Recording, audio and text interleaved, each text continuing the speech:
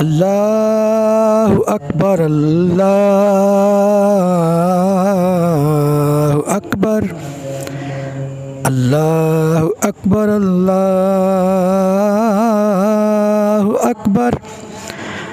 अशहदु अल्ला इलाहा इल्लल्लाह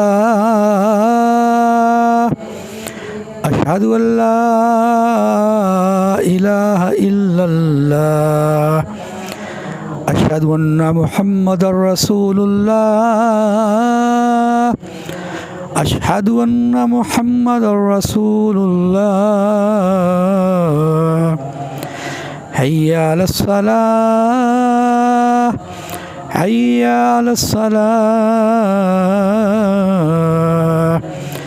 हय्या अलल फलाह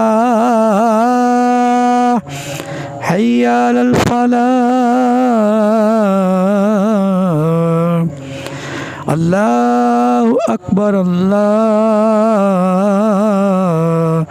अकबर ला इलाहा इल्लल्लाह।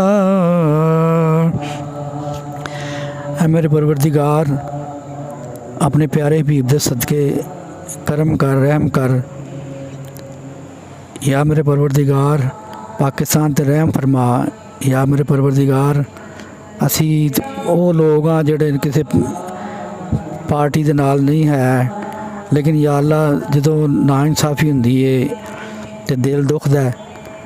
ते या अल्लाह अज होर भी लोग तेरे हजूर साडे वर्गे जिहड़े पार्टियां दे नाल नहीं है, वो दुआ करते हैं या अल्लाह सानू सारिਆਂ ਨੂੰ हदायत दे। या अल्लाह पाकिस्तान की हिफाजत फरमा।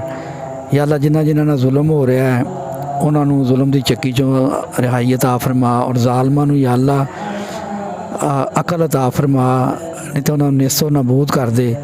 या मेरे परवरदिगार, साडे मुल्क नूं अच्छे हुक्मरानां की जरूरत है, फौज की भी जरूरत है। या अल्लाह अपने प्यारे हबीब दे सदके ऐसे मामलात कर दे कि हर बंदा अपना अपना काम करे और अपने अपने जी जुरिडिक्शन है चला जाए, और मुल्क जड़ा ना वो रूल ऑफ लॉ होए, आइन की पासदारी होए, तेरे अहकामात नूं मन्निया जाए, और मैरिट और मसावत और इंसाफ और रवादारी हर पासे हो जाए।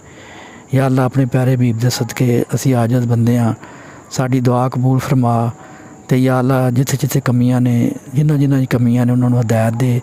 तो या अल्लाह जिन्हां दे जुल्म हो रहा है, कोई जिन्होंने अदालतों पेश नहीं किया जा रहा, जिन्होंने जुल्म किसी ना भी हो, जदों